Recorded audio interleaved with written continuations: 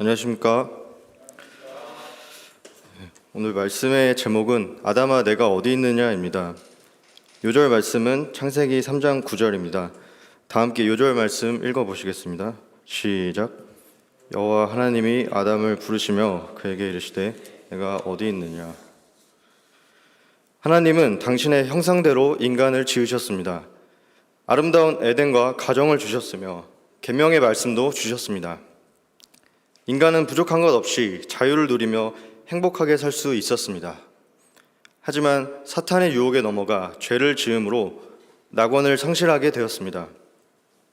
오늘 말씀은 인간이 축복을 잃게 되는 과정과 범죄한 인간의 비참한 모습을 보여줍니다. 그러나 하나님은 인간이 범죄한 그 순간부터 구원 계획을 준비하셨습니다. 내가 어디 있느냐 부르시며 사랑의 관계 회복을 위해 먼저 찾아와 주셨습니다. 말씀을 통해 우리가 어디에 있는지 돌아보고 죄인들에게도 구원을 주시는 하나님의 완전한 사랑을 마음에 새길 수 있기를 기도합니다. 창세기 3장의 이야기는 뱀에 대한 설명으로부터 시작합니다. 1절 상반절을 보십시오. 간교로 번역된 히브리어 아룸은 지혜로운, 멋있는 등의 뜻이 있어 좋은 의미로 더 많이 쓰입니다. 그러나 뱀의 이 지혜롭고 멋진 속성이 사탄의 도구가 되었을 때 하나님을 대적하고 인간을 속이는 간교함이 되었습니다. 사탄은 하나님과의 관계를 끊고자 인간에게 접근합니다. 하지만 누구나 겁을 먹고 피할 만한 무서운 모습으로 나타나지 않습니다. 친근하고 고상하고 화려한 모습 등 경계심을 갖기 힘든 모습으로 찾아와 죄를 짓게 합니다. 남의 물건을 빼앗고 해치는 것만이 죄가 아닙니다. 본래 창조된 목적대로 하나님께 영광을 돌리기보다 자신의 영광을 추구하고 자기 자신이나 우상을 하나님보다 더 사랑하는 게 모두 죄입니다. 사탄은 자기 영광을 추구하며 자신이 원하는 대로 살도록 사람들을 유혹합니다. 1절 하반절을 보십시오. 뱀이 여자에게 물었습니다. 하나님이 참으로 너희에게 동산 모든 나무의 열매를 먹지 말라 하시더냐? 하나님이 주신 본래 계명의 말씀은 다음과 같습니다. 동산 각종 나무의 열매는 내가 임의로 먹되 선악을 알게 하는 나무의 열매는 먹지 말라. 내가 먹는 날에는 반드시 죽으리라. 하지만 사탄은 하나님의 말씀을 교묘하게 바꿨습니다.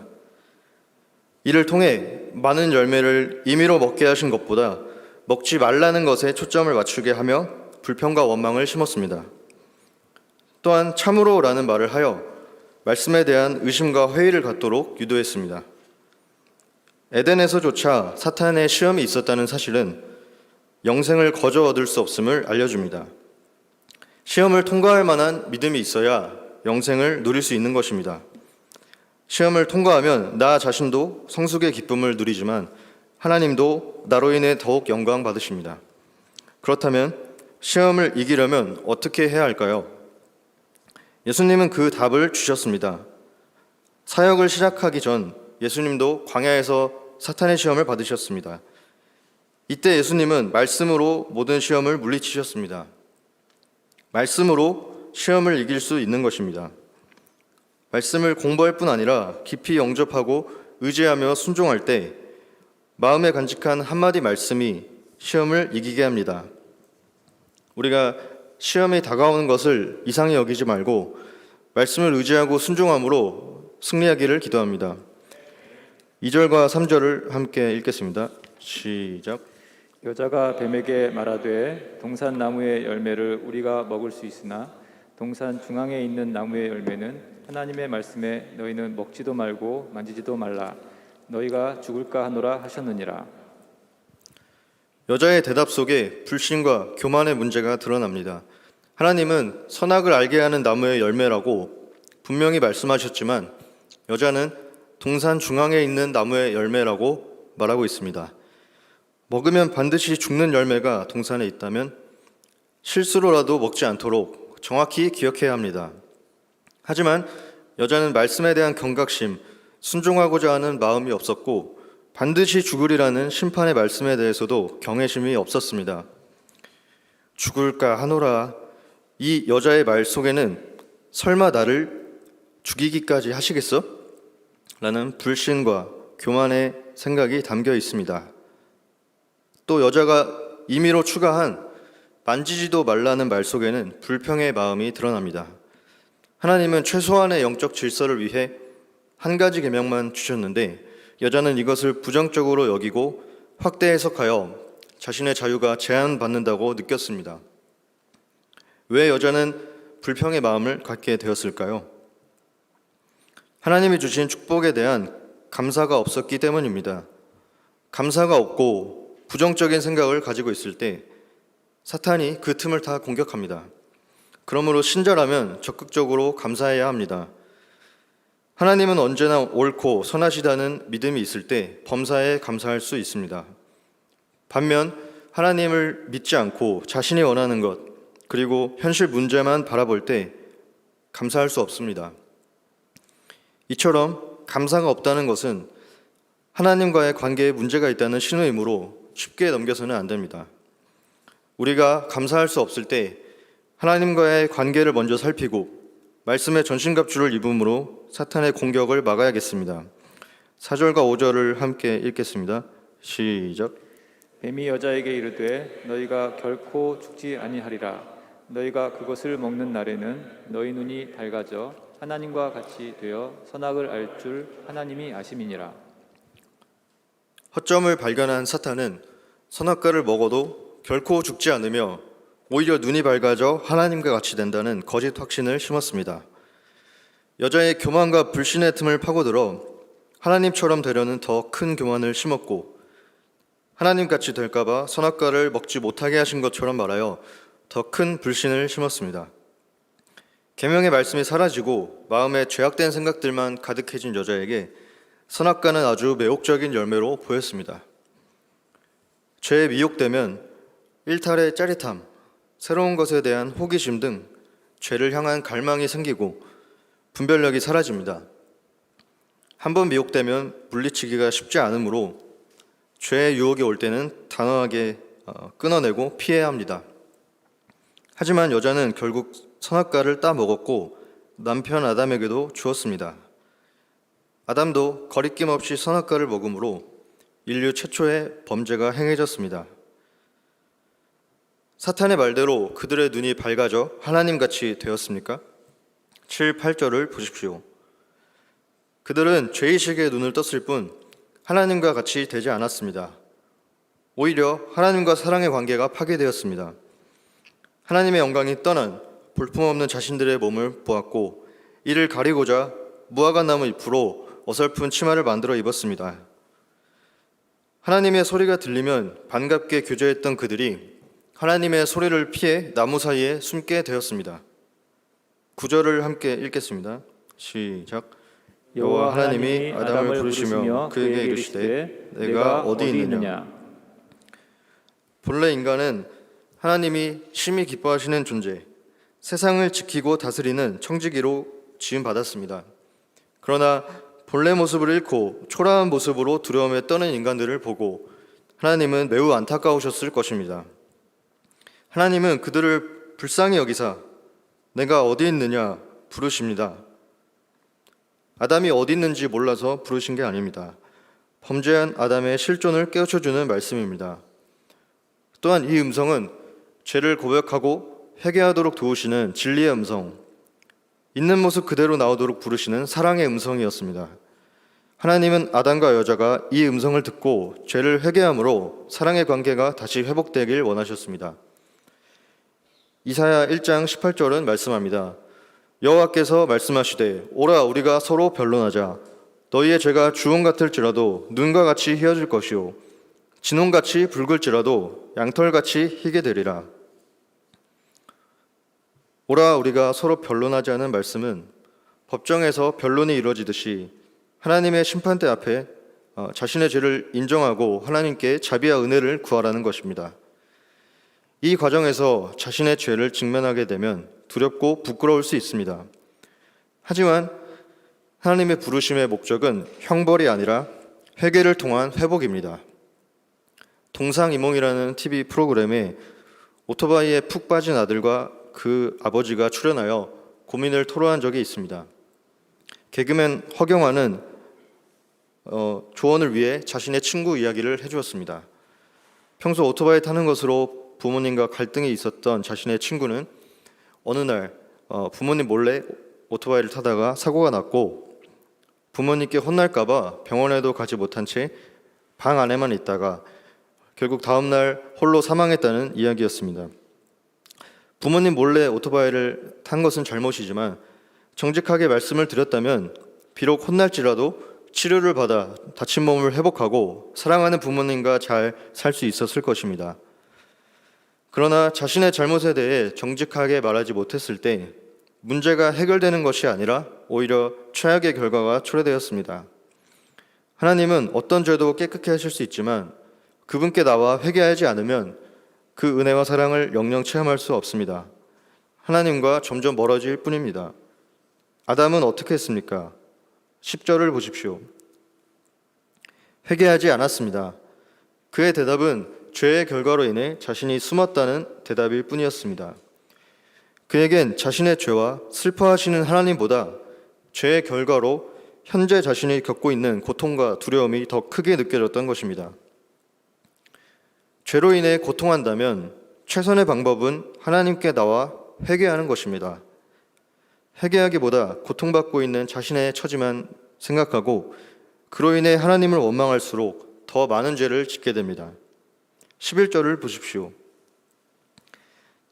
하나님은 그들의 불순종과 교만의 죄를 드러내고자 하셨습니다.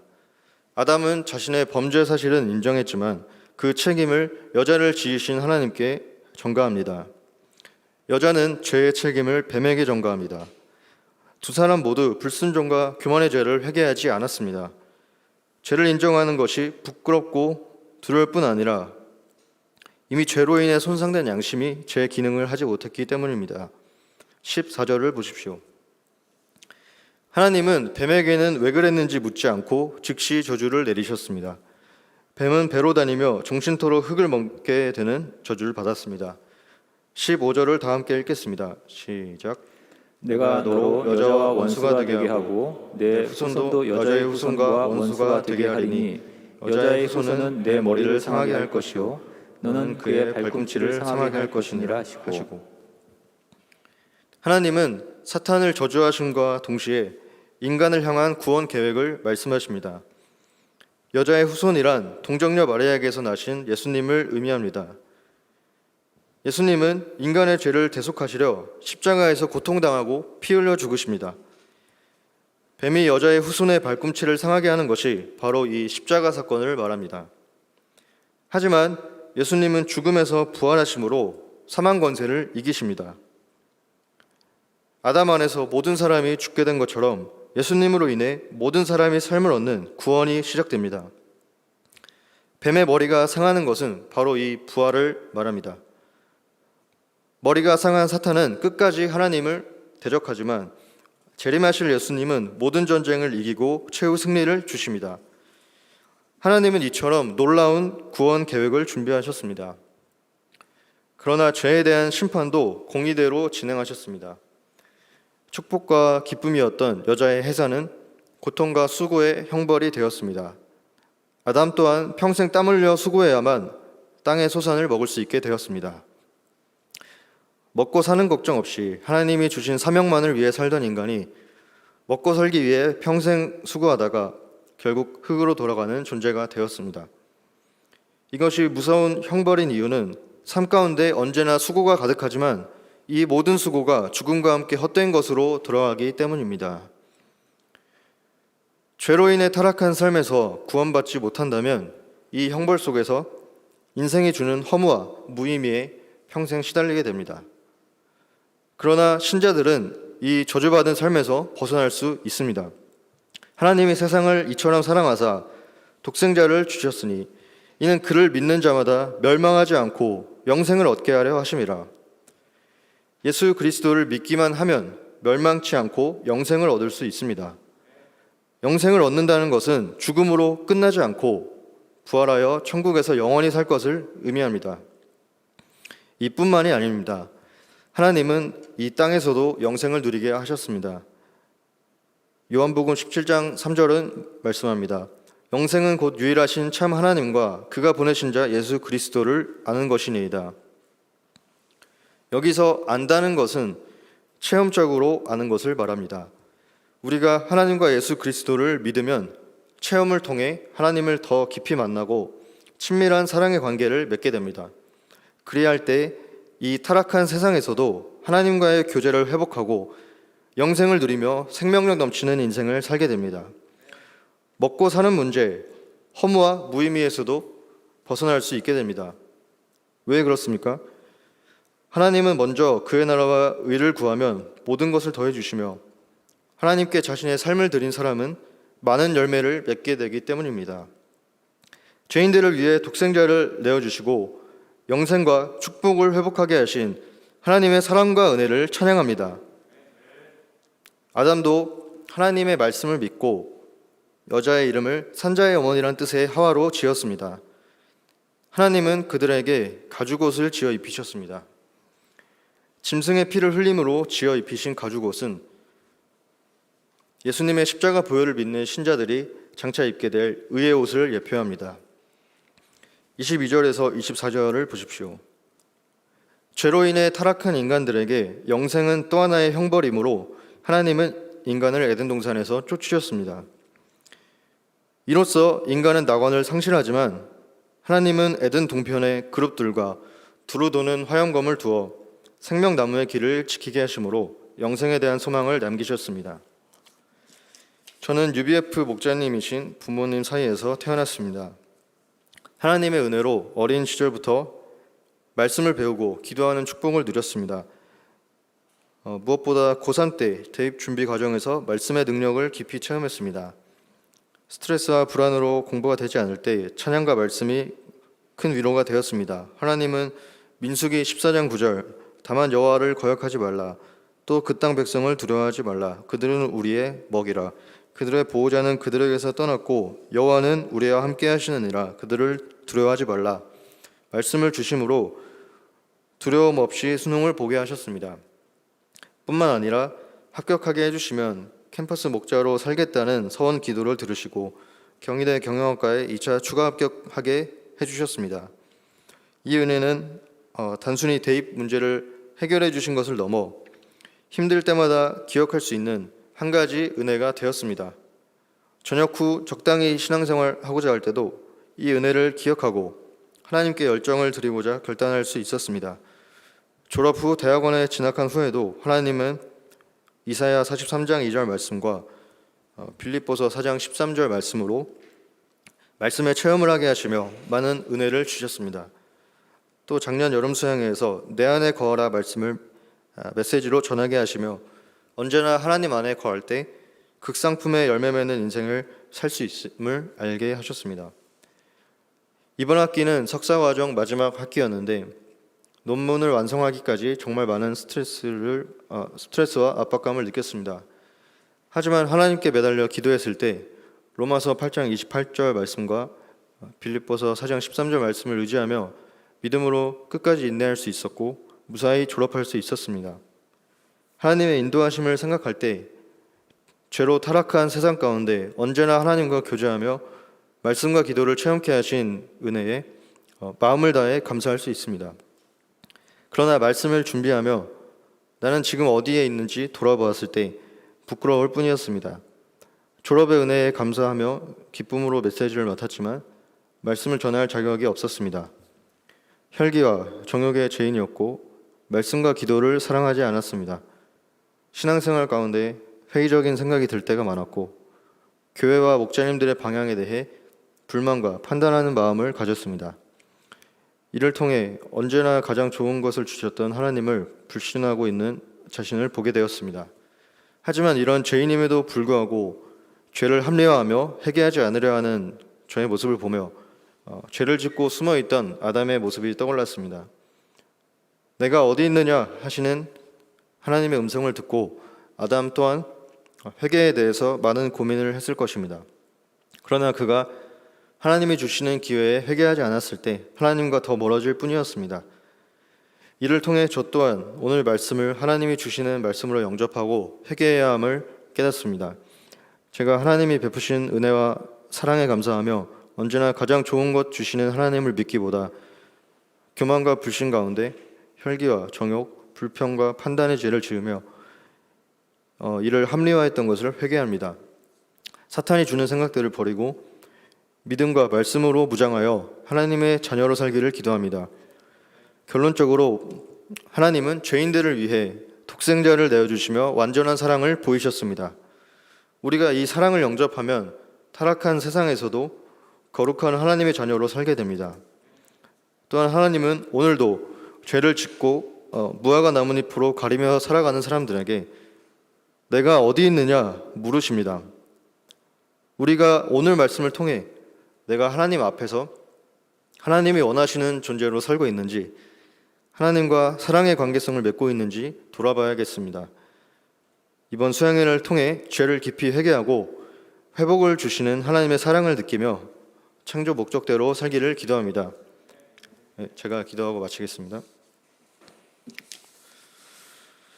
하나님 아버지, 말씀을 통해 하나님의 완전한 사랑과 놀라운 구원을 알게 하심에 감사합니다. 우리가 어디 있는지 돌아보게 하심에 감사합니다.